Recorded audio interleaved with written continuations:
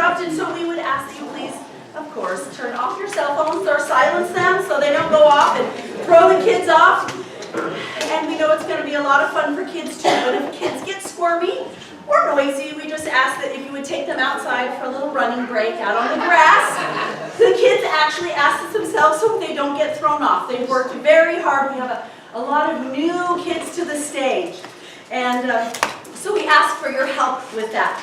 There will be an intermission between Act 2 and 3, and that will be about 15 minutes. We have some tasty treats. And all donations go to help for our cast party. We're still deciding on sushi or something jumping, or I don't know what this, but we're going to have fun this week. And so between that and my name is Anna Mayfield. I'm the principal, I'm a teacher, and I love drama. And so I am very blessed to work with my good friend and colleague, Iris Bain.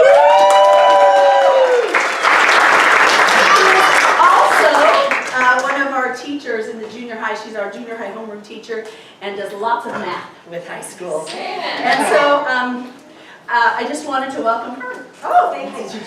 What did you say? You're a teacher or something? You love drama? A principal. Oh, I'm a teacher, and she loves drama. Okay.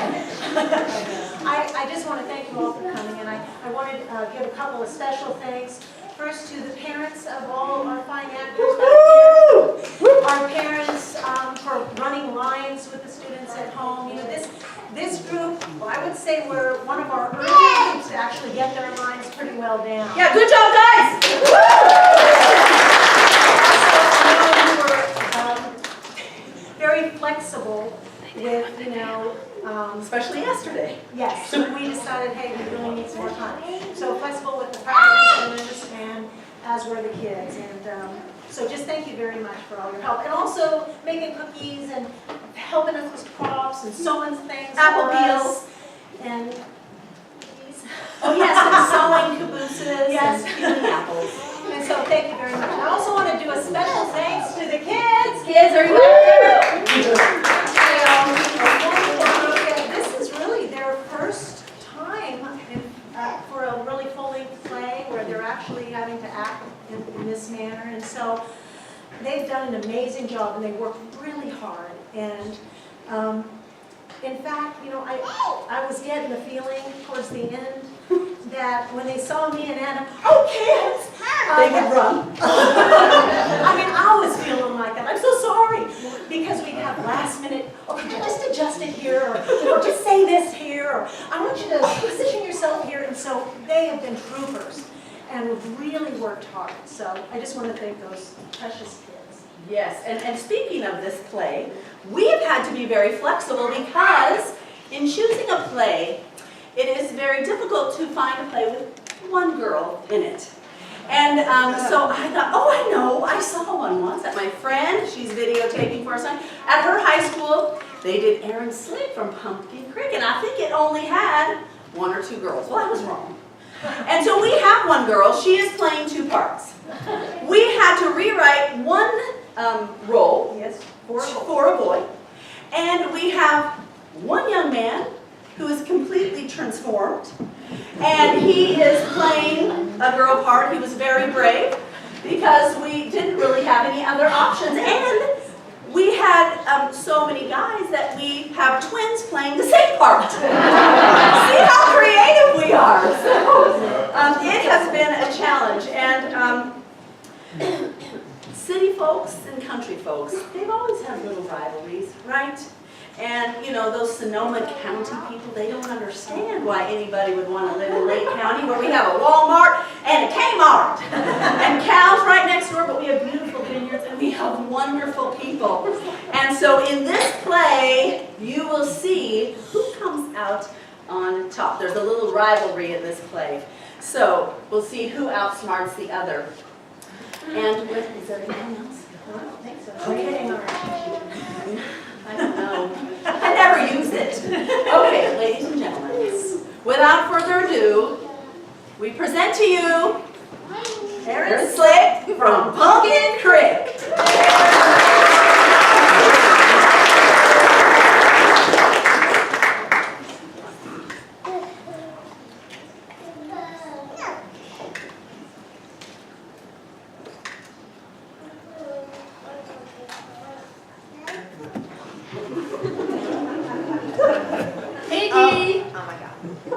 Piggy!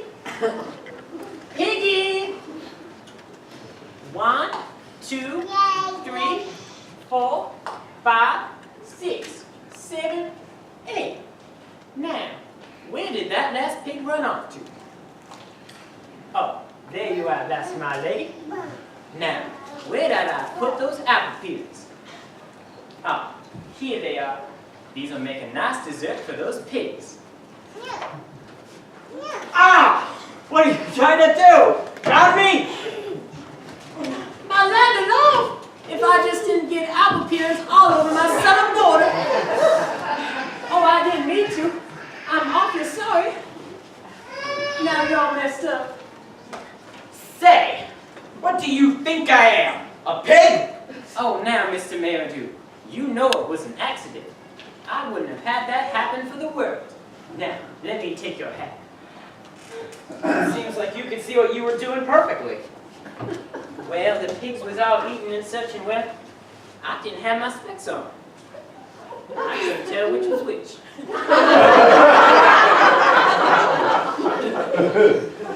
Ma'am, I want you to distinctly understand that I am not a pig. Of course you're not. Well, have you made up your mind about the farm yet? Well, not exactly. You see, it's all so sudden you're offered to buy my place and all, and, well, I've got to have time to think it over. Of course, I am willing to sell, but $1,200 doesn't seem like much. Well, it's better than nothing, isn't it? You're not making a cent. Think, Mrs. Barry, a lady can't run a farm by herself. You can move to the city and buy yourself a nice little place for $1,200. I've always wanted to live in the city. Well, certainly. You might buy a cow and have a little milk route. Lots of ladies do that. Well, I want to be in society. I wouldn't have time to be in society and pet a milk, would I? Why, of course you would. You see, most of the society comes out at night, and the milk business would take up your morning hours. $1,200 goes a long way in the city. I don't know. Seems like things are awfully high in the city. Oh, mere talk, I assure you. I'd love to be there, though. All of my life I've wanted to live in the city. You see, my cousin Elmira, she's rich. She's got a little 10-acre lot up in the oil region of the state, and it makes her $500 a month. Why, can you believe it? And here I am with 180 acres and not a single drop of oil in the whole county. Gee, that's too bad. Hey, there never was any oil hereabouts, was there? No, it's just my luck. Well then, I suppose you are willing to sell your farm. Well, of course I'd be willing to sell, all right. $1,200 doesn't seem like much, house and all. $1,200 is a fair price, and it's my offer. You can take it or leave it. There isn't anyone else after it, is there? Oh, yes there is. There is. Why, a man was just here last week looking at the place. Did he make you an offer? Well, not exactly, but he said he'll be back, though. Now, see here, Mrs. Barry. No one, and I mean no one, will give you more than I offer for it. You better settle the matter up right now. Oh, you do heard one so, Mr. Merridew. I've got to have time to think it over. My niece and myself are going back to the city the day after tomorrow. If you want me to buy the place, just sell it now. Wait till I talk to Aaron. Aaron? Who's Aaron? Oh, he's a friend of mine. He lives over on Pumpkin Creek. Is he thinking of buying the place? Oh, no. He ain't here to see the place. He's here to see me. Ah. Is he a rich man? Oh, no. Aaron ain't what I call rich. He's got a little 60-acre lot of bottomland along the creek. Ah, well, if he's a good friend of yours, he would advise you to take my offer. What do you want to do with my farm anyhow, Mr. Merridew? Oh! I just want to get a little land in this area. That's all. Of course, it isn't worth much, but my niece likes the place, and I thought it would do for a vacation home. Well, 180 acres seems like an awful lot of land just for a vacation home, ain't it? And then, I might hold it for future use. I am a speculator, you know. Well, it seems like I better do some speculating myself. Seems like I could hold it just as well as you could. Yes, but it isn't bringing you in anything. You're losing money every season. Oh, I suppose so. An Oklahoma farm ain't no place for a woman who's all alone in this world. Besides, I just love to live in the city. Well, now's your chance. You'd better accept my proposition. Yes, I think I have. I've had a deed of sale all made out. See, here it is. All you have to do is sign your name right here. And $1,200 is the most you'll offer me? Why, absolutely. And you think I could get by in the city on that? I am sure of it. Well, wait till I talk it over with Aaron. There's no use for that. He would just advise me to sell. Now just sign your name right there. And you're gonna run the farm all by yourself? Oh no, I'm just gonna hold it for a year or two. See, I have the money right here. Spot cash, $1,200. I think I'll do it. Let me in, let me in, let me in. Hurry, open the door, he's chasing me. Well, what is it? Now, here. What do you mean, impudent little beggar? What's that? Who's an impudent little beggar? You see that? And that means 6 weeks in the horse pistol. And that means certain death. Now, who's a beggar? Wow, Billy Riggs, how you talk. And you was just a young'un too. Well, I ain't gonna let no city dude call me no beggar. Now you just sit yourself down and cool off a bit, young man. I ain't gonna let no city dude call me no beggar. You cool yourself off or I'll put you in the icebox and make you. After all I was doing for his gal, too. My girl? What do you mean, my girl? I mean, Miss High and Mighty, who's a boarding here. Oh, my niece. Where is she? She's down in the old south pasture up in an apple tree. About 12 foot from the ground. Gladys May? In a tree? What on earth is she doing up there? She's just sitting there, hanging on for dear life. She had the daylight scared out of her. Well, what frightened her? Yes, what was it? And don't you go all around Robin Hood barn neither, Billy Riggs. I won't. Okay, well, I was down in the old creek trying to see if I couldn't catch no mud turtles. And you know, I never did. Funny, ain't it? Usually when the sun's a-shining, I can catch plenty. We don't want to hear about mud turtles. Yes, why Billy Riggs, if you ain't the most exasperating child. Now what about Miss Merridew? I'm getting to that. Okay, after I've seen that there are no mud turtles to be catched, I wanted to go down to the south pasture to see if any of those apples in that apple tree were ripe. And then what do you think I saw? I don't know. A snake? No, nothing like it.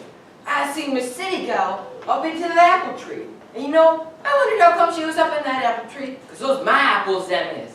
But then she let out a scream you could hear clean to Jericho. And I had seen what had happened. Well, what was it? Yes, Billy, what was it? Alright, you know that mean old brindle cow? The old boy I call Nick? Well, he was a raring and a tearing and capering around worse than a chicken with his head cut off. He chased her clean across the field and up into that apple tree. I had never seen someone run fast in all my born days. What became of her? Yes, what about Miss Merridew? I didn't have no time to ask. I threw a couple of rocks at old Nick, and what do you think? He started after me. I run. He run. It was actually worse than a race at the county fair. That wore me to frazzles he sure did. And poor Gladys May. I suppose she's almost scared to death. Yeah, I reckon she is, but I didn't have no time to waste on poor Gladys May. I had never run so fast in all of my born days. I must go and find my niece at once. And if that cow starts after me, I'll shoot him. Hey, you better not shoot our cow, or we'll have the law on you. Say, actually, I'd give a bit to see that old city dude running a race with our old cow. And believe me, I bet my money on the cow. Here I am and I clean forgot all about my Brito. Say, Miss Berry, you better hurry up. I think I had seen Mr. Slick coming over this way. Well, I ain't got no time to be out dressed up for Mr. Slick. I reckon if he wants to see me, he can see me just as I am. Say, Miss Berry, Mr. Slick could come a-courting you. My Billy Riggs, how you talk! You was just a young one, too. I do declare I am surprised at you. I know. But is he? I ain't got no time to be palavering about Aaron Slick, and neither do you, Billy. Now you go on out to that pump and wash off your hands. And then come back here and help me out with this bread dough. Okay, just as you say. But I really wish you'd tell me if he's a come a-courting you. I'm just crazy to hear a man court. Well, that ball get into his head next. Just as if Aaron Slick has got enough gumption to propose to anybody. I've been a widow for nearly 10 years, but goodness knows that's long enough, but I ain't ever gonna marry a man who ain't got gumption enough to propose to me. No sirree. Not if I have to be a widow for the rest of my born days. Well, on the other hand, he is a nice man, but there ain't a more backwards critter in the whole state of Oklahoma. Oh, that horrible cow! He chased me, and I had to climb up an apple tree. My dress is ruined, and I know I must look aside. Now, you coming on with me. I'll get you up to your room and make you comfortable. Comfortable? I'll never be comfortable again as long as I live. Uncle Meredith, you must take me home tonight. Yes, my dear. We will leave tomorrow. Miss Berry is going to sell me her place today and we'll go home first thing in the morning. No. The first thing you must do, Uncle Meredith, is when she sells you her place, is to kill that cow. Very well, dear. Now, you coming on with me up to your room. You're just all upset. All upset. I should say I was all upset. I'll dream about him for the rest of my life. And to think, I thought there were no more wild animals left in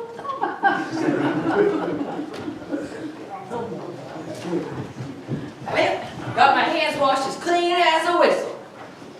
Well, they're pretty clean. But what I can't get off in the trough, I can get off in the dough.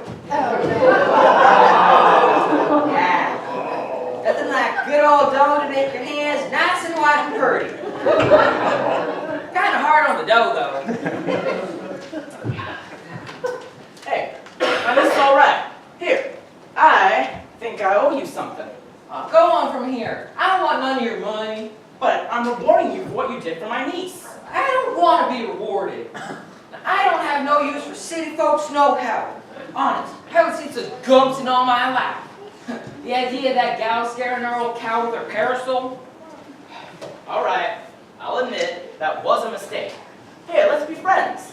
You're a fine young man. I'll apologize. Well, I don't care what you do. That's the way you feel about it. Well, say, mister, if you give me that there $1, I'll tell you something. I thought you wouldn't take it. Well, I won't take it for nothing. I ain't no beggar.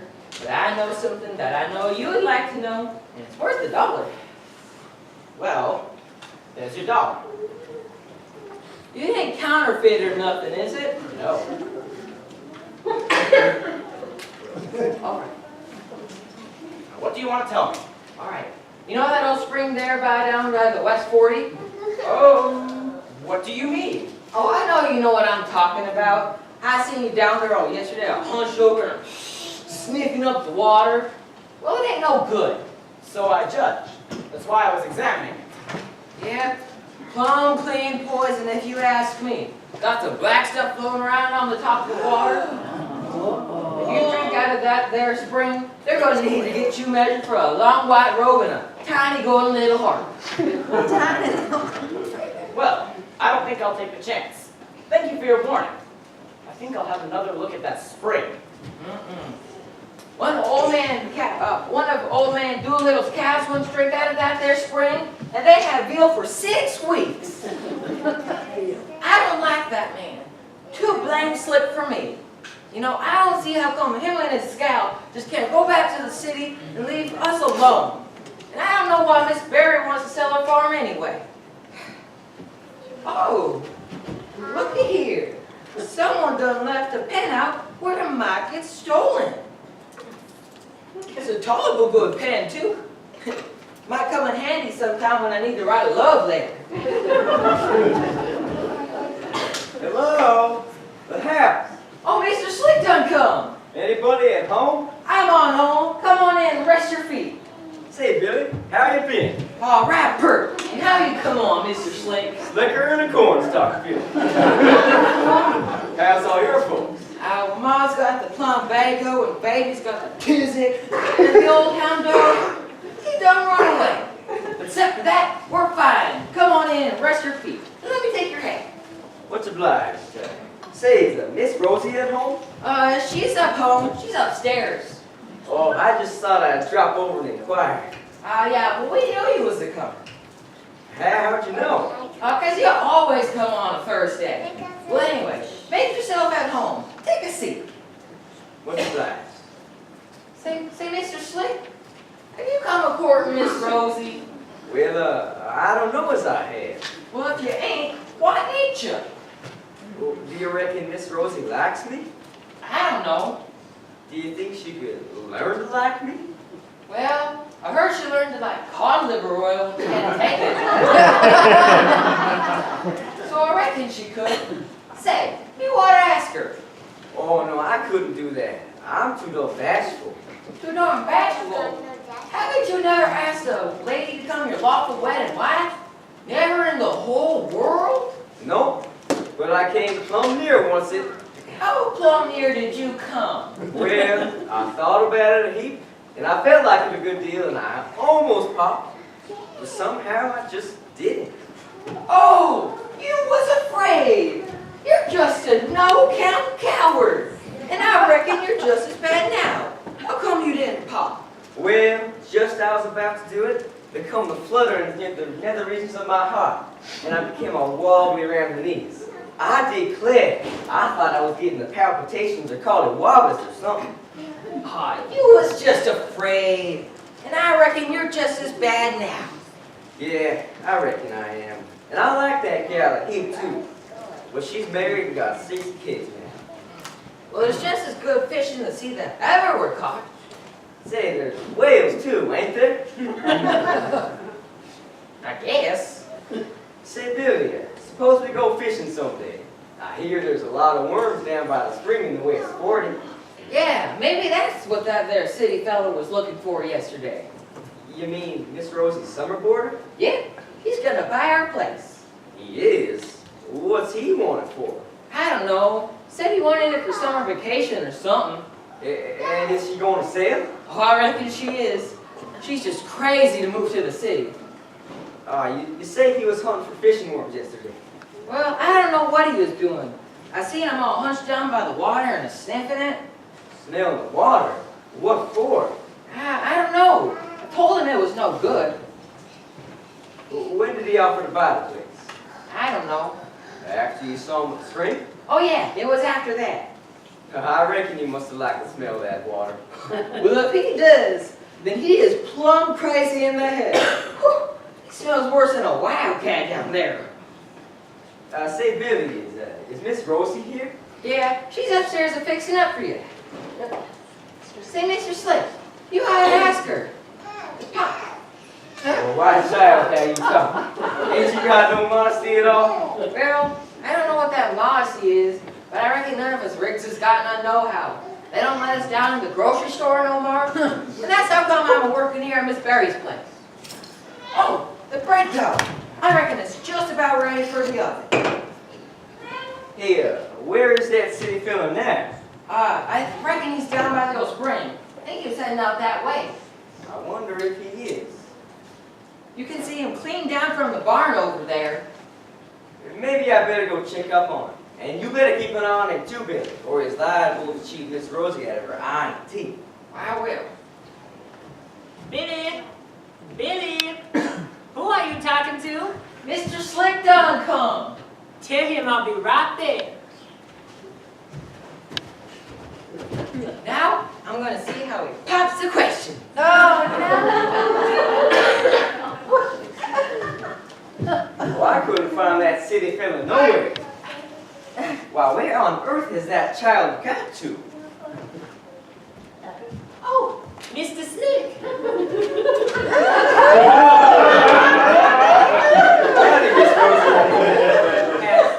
Well, was Billy entertaining you? I reckon that's what you might call it. Now, why, look at that door. It ain't half ready yet. You go sit down. Say, Miss Rosie, I've been meaning to see you since last Thursday. And I got something particular I want to ask you. You have? Why, what is it, Aaron? Well, it is, I was just going to ask you. Yes, Aaron? Well, you know me for a long time, haven't you? Right, tolerable. You like me pretty well, don't you? Well, I ain't got nothing against you. I was just saying. Yes, Aaron? What was it you was going to say? I was just going to say. I've already said that, Aaron. I've been a-thinking. Why don't you sit down? Maybe you had better collect your thoughts better, Aaron. I don't know. Maybe I better. Now, what was it you was going to say? Well, I was just going to ask if you cared to. Yes, Aaron? Well, I was just going to ask you. Well, you see here, I'm a powerful lonesome man. A powerful lonesome man living all by myself in Open Creek.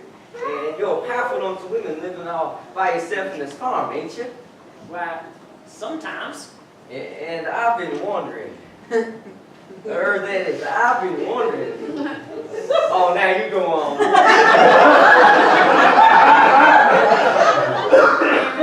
What happened to wondering?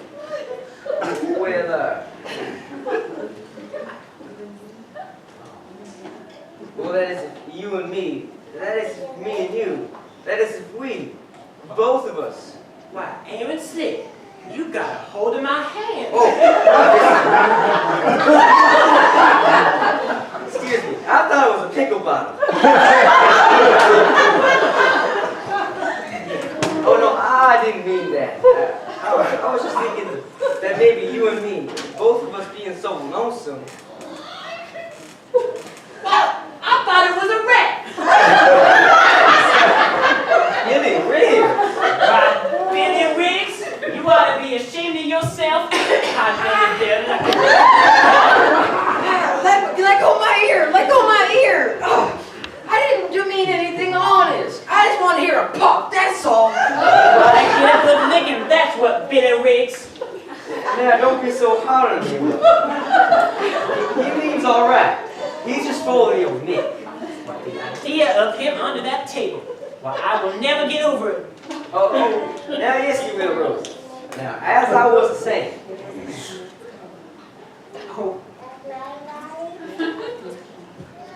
Oh my, but you're looking pretty.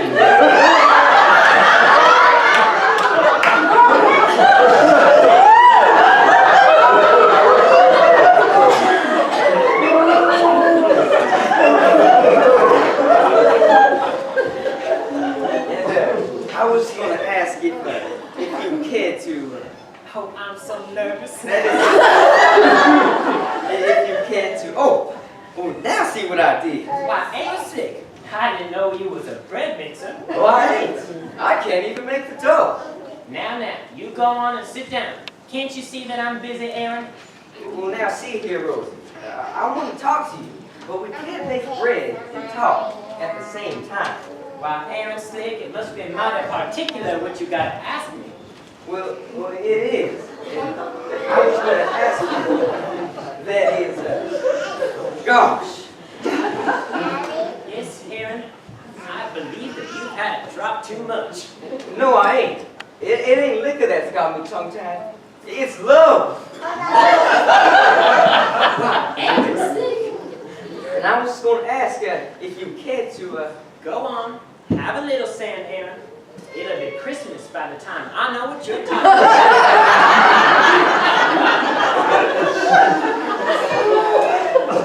Then will you, Rosie? Will you? Oh, Mrs. Barrett, the cat jumped on my bed. Concern the cat. I said concern that cat. Gee willikins. Why, Aaron said, such language. I say, I wish that door was in Jericho. I threw some water on her, and I think she had a fit. Oh, Miss Berry, you ought to see the cat. She's tearing around like all possessed. Is it a fit? Oh, it's worse than that. She knocked over the churn and spoiled all the cream. My land of love! She ran right under my feet and knocked me down to the big pan of applesauce, and I spoiled my pants. Isn't that awful? Let me shoot her.